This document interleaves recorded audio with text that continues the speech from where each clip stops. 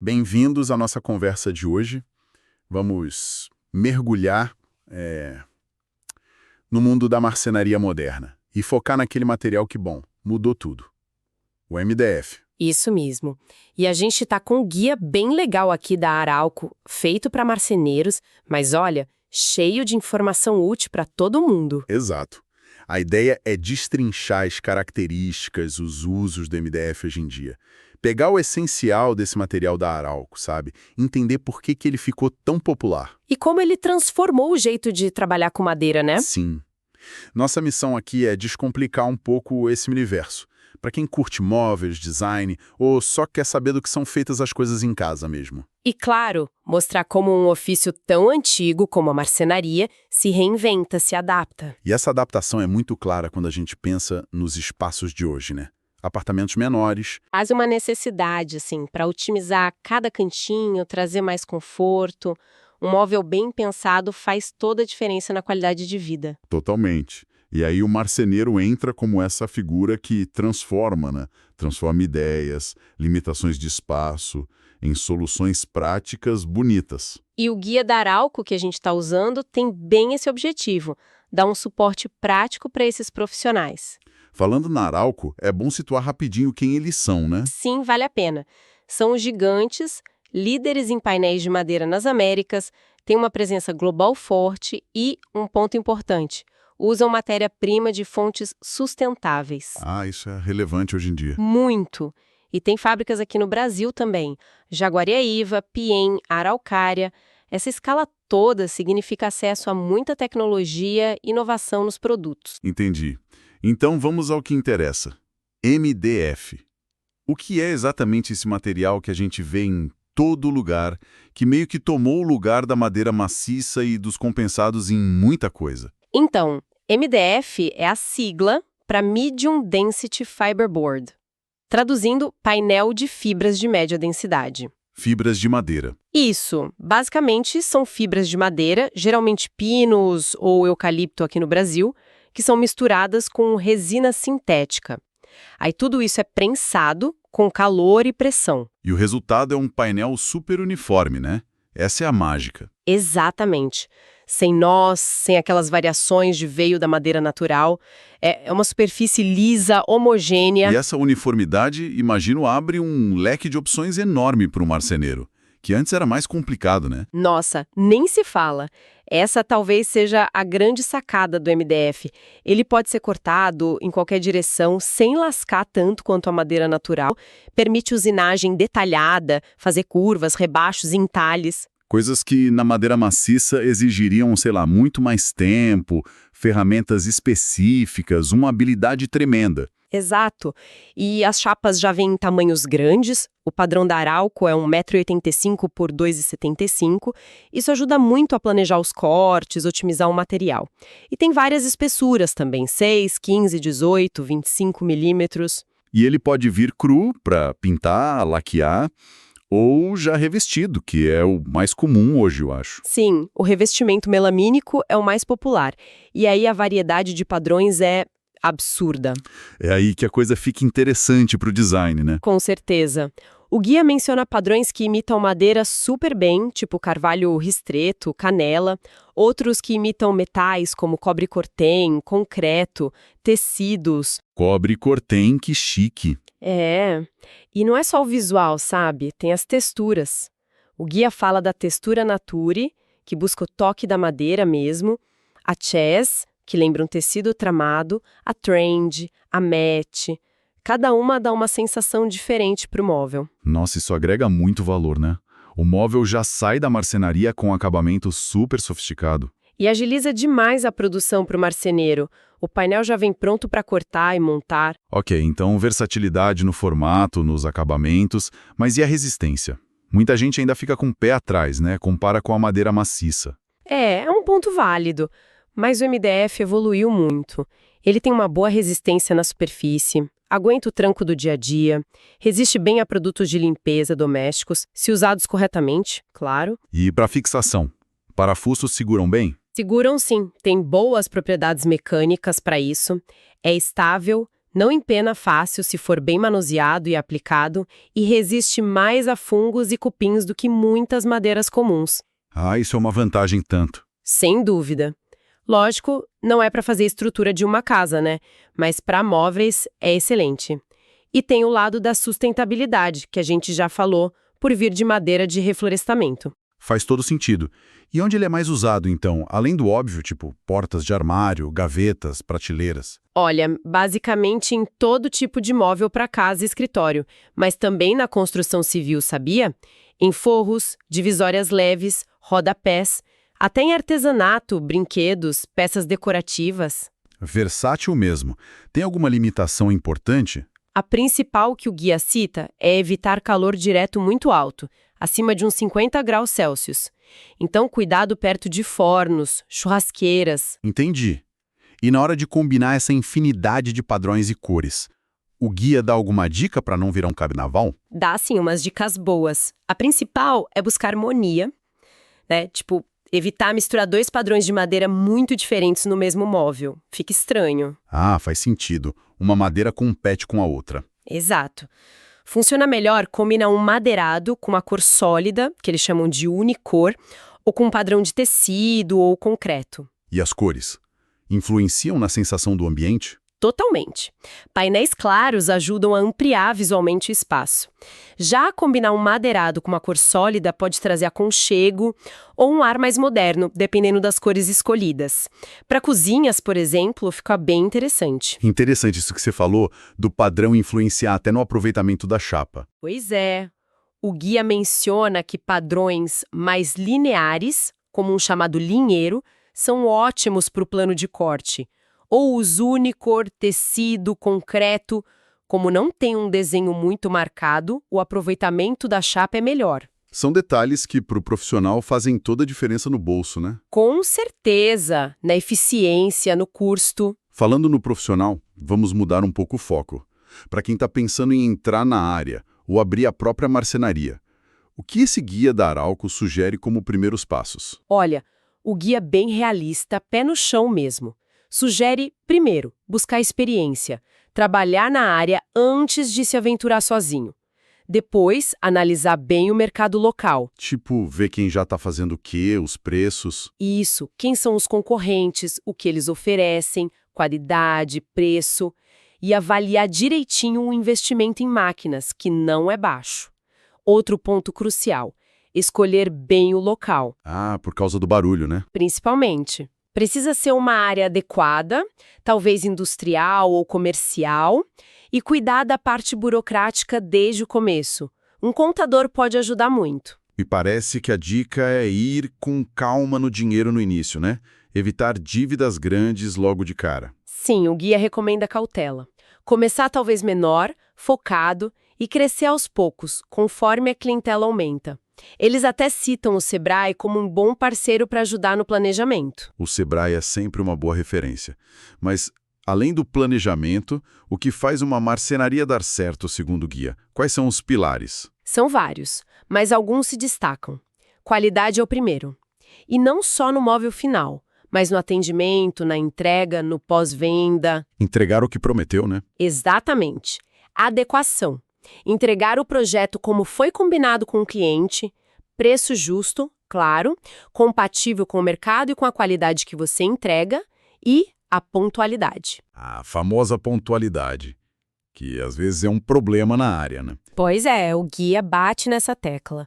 Evitar atrasos é fundamental para a reputação. E, claro, ter um bom controle financeiro. Manter as contas em dia, fluxo de caixa organizado. E conhecimento, né? Não só de fazer móvel, mas de gerenciar o negócio. Sim, finanças, pessoas, mercado, compras, estoque, produção. É bastante coisa. E se manter atualizado sempre. Novos materiais, ferramentas, técnicas. E o pós-venda, que gera propaganda boca a boca. E falando em dinheiro, e o orçamento? O guia critica aquela regra de bolso de pegar o custo da chapa e multiplicar por 3, certo? Critica mesmo. Diz que isso é muito simplista e pode dar prejuízo. O certo é detalhar tudo. Tudo como? Custo do material, chapas, fitas de borda, ferragens, puxadores. Custo da mão de obra, as suas horas de ajudantes. Material de consumo: cola, lixa, parafuso, thinner. Serviços de terceiro se tiver: laqueador, vidraceiro, frete especial. Impostos. Nossa, é uma lista grande. É, sim. Por isso usar uma planilha eletrônica ajuda demais. Fica tudo registrado, itemizado. E aí sim, calcular a margem de lucro em cima do custo total ou da mão de obra de forma consciente. E ser claro com o cliente sobre as condições de pagamento. E a apresentação desse orçamento e do projeto em si. Isso pesa na decisão do cliente? Pesa muito. Uma apresentação bem feita valoriza o trabalho antes mesmo dele começar. Hoje tem ferramentas ótimas, tipo o SketchUp, que permitem criar imagens 3D do móvel no ambiente. Ah, isso ajuda demais a pessoa a visualizar como vai ficar, né? Demais. Facilita a decisão, evita surpresas. Mas se não der para fazer 3D, um desenho técnico bem feito, claro, e principalmente levar amostras físicas dos materiais, das cores, das texturas, isso é fundamental. E o primeiro contato com o cliente, aquela visita para medir e conversar sobre o projeto. Alguma dica de ouro do guia para causar uma boa impressão? Olha, são dicas que parecem básicas, mas que fazem toda a diferença. Primeiro, a aparência. Roupa limpa, asseio pessoal, profissionalismo. Sim, a primeira impressão conta. E organização. Levar o material necessário, trena, caderno ou tablete para anotar, câmera se precisar tirar foto, pedindo permissão, claro. Levar o mostruário de MDF atualizado, amostras de ferragens. Mostrar que você está preparado. Fazer as perguntas certas, explicar direitinho as condições de pagamento, combinar um prazo para entregar o orçamento. E agradecer a oportunidade, né? Gentileza abre portas. Sempre. São pequenas coisas que constroem confiança desde o início. Faz total sentido. E depois que o trabalho está entregue, tudo certo, o cliente feliz, como fazer o negócio continuar girando, atrair mais clientes? Bom, como a gente falou, a melhor propaganda ainda é o cliente satisfeito boca a boca. Isso não tem preço. Mas dá para dar uma forcinha, né? Com certeza. Parcerias com arquitetos, designers de interiores são muito valiosas. Eles especificam os projetos. E hoje em dia, estar presente online é quase obrigatório. Redes sociais. Sim, ter uma página no Facebook, Instagram, mostrando fotos bem feitas dos trabalhos, manter atualizado. Só um cuidado: não expor dados ou detalhes da casa dos clientes, né? Preservar a privacidade. Claro, bom senso sempre. Ok, vamos voltar um pouco para dentro da oficina. Segurança. É um ambiente com máquinas, poeira. EPIs são fundamentais, né? Fundamentais é pouco. Não dá para descuidar. Óculos de proteção, sempre. Para qualquer corte, qualquer usinagem. Luvas para carregar as chapas, que são pesadas e podem ter cantos vivos. Mas nunca para operar serras ou tupias. Ah, importante essa distinção da luva. Muito. Protetor auricular, porque as máquinas fazem muito barulho. Máscara de proteção respiratória, principalmente se não tiver um sistema de exaustão de pó eficiente. E botas de segurança, de preferência com biqueira de aço. É o básico para trabalhar com segurança. E os cuidados com o próprio MDF? Como transportar, limpar direitinho? No transporte, proteger bem as chapas ou os móveis já montados. Plástico bolha é bom, mas cuidado com peças laqueadas que ele pode marcar. Papelão ondulado, cobertores. E amarrar bem a carga. Para limpeza no dia a dia, a regra de ouro é: pano limpo, levemente úmido só com água. Nada de produto químico pesado. Nada de desengordurante, multiuso, álcool, a não ser para manchas específicas e com cuidado. Nem pensar em esponja abrasiva. Passou pano úmido, seca logo em seguida com pano seco e macio. O MDF não gosta de ficar molhado. E se der uma mancha mais teimosa? Cola, caneta. O guia dá umas dicas. Cola de contato sai com um pouco de água e álcool. Caneta, pincel atômico, tentar álcool 92. Graxa, talvez aguarrás com cuidado. Esmalte de unha, acetona, bem pontual. Mas sempre testar num cantinho escondido antes. E o terror de muita gente: mofo ou bolor. Se aparecer, tem salvação? Tem sim. A recomendação é limpar com um pano úmido numa solução bem fraquinha de água sanitária diluída em água, tipo 50 ml para 1 litro de água. Passa, deixa agir um pouquinho e seca muito bem depois. Mas a prevenção é melhor, né? Sempre. Manter o ambiente arejado é o principal e aquela dica da fita de borda que a gente já falou. Ah, sim. Aplicar a fita de borda em todas as bordas, mesmo as que ficam escondidas, principalmente em móveis de cozinha, banheiro, área de serviço. Essencial. É a fita que protege o miolo do MDF da umidade que pode entrar pelas laterais. E para guardar chapas na oficina, o ideal é na vertical, levemente inclinadas, apoiadas em calços para não pegar a umidade do chão e cobertas se o local for úmido. Ok. Falando em ferramentas, lixas. Tem número, tem grana. O que é preciso saber? O número da lixa indica o tamanho do grão, a granulometria. Quanto menor o número, mais grossa a lixa. Para lixar MDF cru antes de pintar, por exemplo, pode começar com uma grana 150. A lixa final depende do acabamento que você quer. Uma 280 já deixa bem lisinho. E sempre limpar bem o pó entre as lixadas. E as trenas? Alguma dica? Parece simples, mas... Tem seus segredos. Usar marcas de qualidade, que são mais precisas. Trenas mais largas são melhores para medir vãos longos sozinho, elas não dobram tão fácil. As de 5 ou 7 metros são comuns. E hoje tem trena laser, né? Super prática para medir ambientes grandes. Ah, e lembrar da folguinha que tem no gancho da ponta da trena. Verdade. Aquilo compensa a espessura do próprio gancho, né? Isso. Se você mede por dentro de um vão, você soma. Se mede por fora, encostando o gancho, ele recua e desconta. Tem que prestar atenção nisso. E as máquinas maiores, as serras, sem entrar muito na física, o que é crucial para cortar MDF, principalmente o revestido, sem estragar. A escolha da lâmina da serra circular, a serra de disco, é o ponto-chave para não lascar o revestimento. A dica geral do guia é, para MDF revestido nas duas faces, usar lâminas com mais dentes. Mais dentes igual a corte mais limpo? Geralmente sim. O guia sugere 60 dentes ou mais. Existem serras com dentes de geometria específica alternados ou com ângulo de ataque negativo que ajudam muito a ter um corte limpo em cima e embaixo da chapa. Não precisa decorar a fórmula, mas saber que existe a lâmina certa para cada situação. Exato, e que para cortes curvos, aí a ferramenta é outra, serra tico-tico ou até um serrote manual bem afiado. E aquela dica de deixar a chapa descansar na oficina antes de cortar. Ah, sim, a aclimatação. Uns 24 horas, idealmente. É para a umidade da chapa se equilibrar com a do ambiente. Isso ajuda a evitar que ela empene depois de cortada. Faz sentido. E para fixar com pregos ou parafusos, algum cuidado especial? Sim, não fixar muito perto da borda.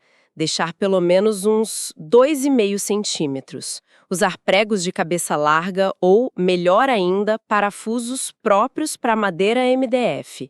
E o mais importante, sempre fazer um furo guia antes de parafusar. Para que o furo guia? Para evitar que o MDF rache ou estufe na hora que o parafuso entra. O furo deve ter uns 85% do diâmetro do parafuso, mais ou menos. Facilita a entrada e garante uma fixação melhor e mais limpa. Boa dica.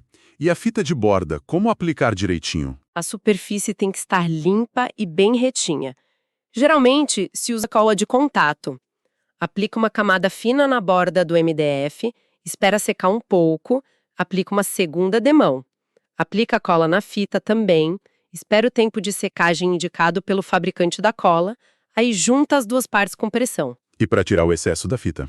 Depende da fita. Se for aquela fininha de PVC, dá para usar um refilador manual ou até um estilete bem afiado.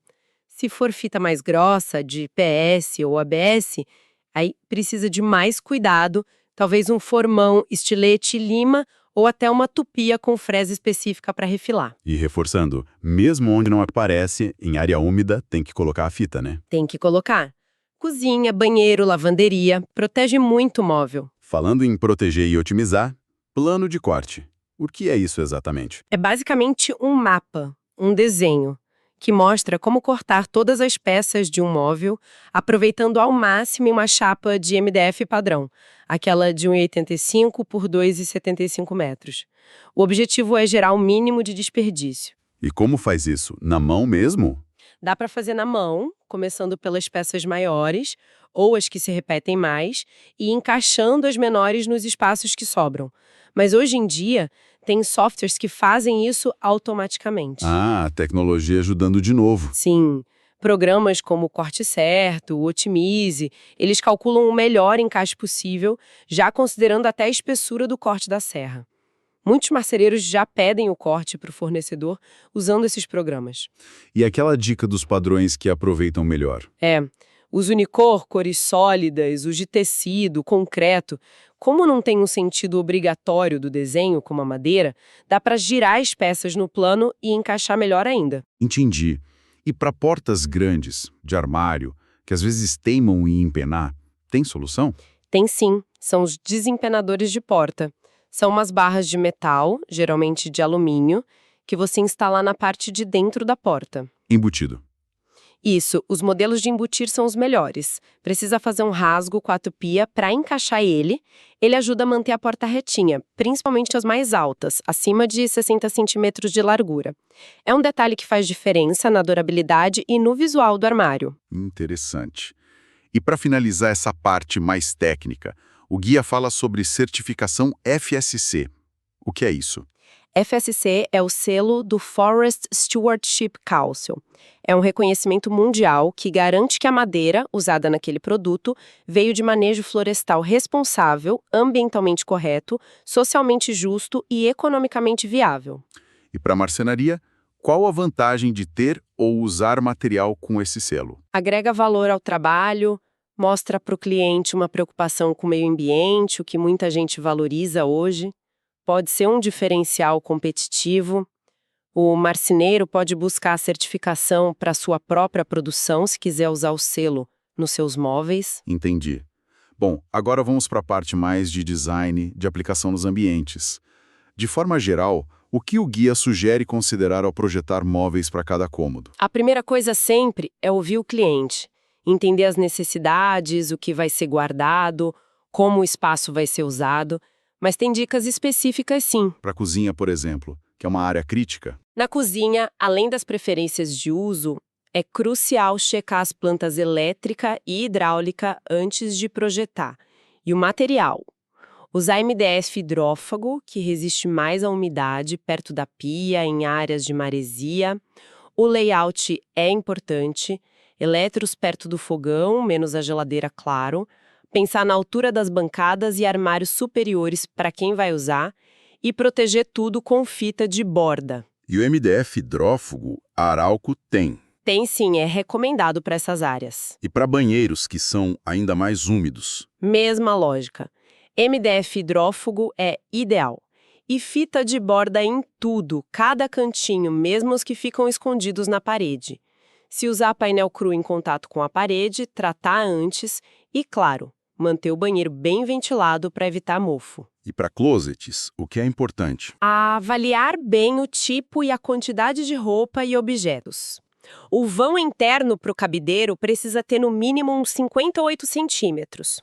Considerar a altura da pessoa, se tem roupas longas, sapatos grandes. Gavetas especiais para joias, lingerie. O que usa mais tem que estar mais acessível. E usar corrediças boas, telescópicas, faz toda a diferença na gaveta. E a altura das coisas, né? Aras, prateleiras. Sim, tudo pensado para quem vai usar. O guia dá umas medidas padrão de referência, mas o ideal é personalizar. E escritório em casa, o famoso home office. Ergonomia é a palavra-chave. A altura da mesa correta para a cadeira e para o usuário. Espaço para os equipamentos. Onde ficam os itens de uso frequente. A pessoa é destra ou canhota para posicionar o gaveteiro. Tudo isso conta. E salas e quartos. Além da beleza, o que mais? Onde vai a TV, o som, videogame. E como esconder aquela fiação toda, mas deixando um acesso fácil para quando precisar mexer. E, de novo, ergonomia. Altura da TV na parede, altura da cama, dos criados mudos. E lavanderia, área de serviço, que às vezes fica esquecida. Precisa pensar no que vai guardar ali. Baldes, vassouras, produtos de limpeza, escada. Tem espaço para tábua de passar? Onde pendurar a roupa passada? E, claro, proteger da umidade com fita de borda e, se possível, MDF hidrófugo. Nossa, quanta coisa para pensar em cada ambiente. Mostra que marcenaria sob medida é muito mais que cortar chapa, né? Exige um olhar muito atento para o uso, para a funcionalidade, para as necessidades de quem vai morar ali. E exigir tá sempre aprendendo, imagino. O guia tem uma parte de segredos profissionais. O que seria isso? Tem sim, e reforça muito essa ideia de aprendizado contínuo. Estar atento às novidades de materiais, ferragens, acabamentos. Conhecer as tendências, o que está em alta, mas também o que é durável. Observar o trabalho de bons designers de outros marceneiros. E ter o material de trabalho atualizado, né? Exato. Ter o mostruário da Arauco, ou a book que eles chamam, sempre em dia. Conhecer os padrões novos que lançam, como uns que o guia cita, Colorplay e Fendi. Avisar o cliente se um padrão que ele escolheu for sair de linha para talvez comprar uma chapa extra para futuros reparos. Boa dica essa do estoque. E visitar feiras, lojas de ferragens, de ferramentas. Estar sempre pesquisando. Uma dica prática do guia: usar MDF de 6 mm com revestimento nas duas faces para fundos de armário ou pelo menos selar a face crua que fica para a parede, para evitar mofo. Pequenos detalhes que fazem a diferença. Eles mencionam o aplicativo da Arauco também. Sim, um simulador de ambientes. Parece bem útil. Dá para visualizar como os padrões de MDF da Arauco ficam aplicados em diferentes espaços, cozinha, quarto, sala.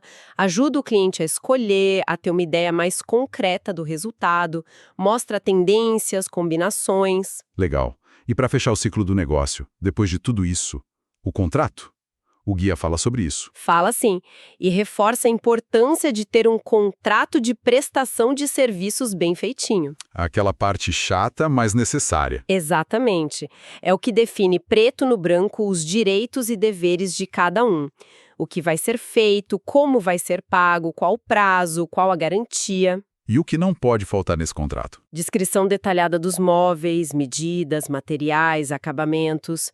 Condições de pagamento claras, com datas, valores e eventuais multas por atraso. Como lidar com alterações no projeto pedidas pelo cliente, novos prazos, novos custos, prazo de entrega bem definido, multas por desistência de uma das partes, tempo de garantia do serviço e dos materiais. É a segurança para todo mundo, né? Com certeza. Evita muita dor de cabeça e mal entendido lá na frente. Bom, acho que demos uma boa geral, hein? Cobrimos desde o que é o MDF até dicas de gestão e design. Se a gente fosse resumir os pontos altos dessa nossa conversa... Acho que ficou bem clara a revolução que o MDF trouxe, né? A versatilidade para o design, a eficiência para a produção.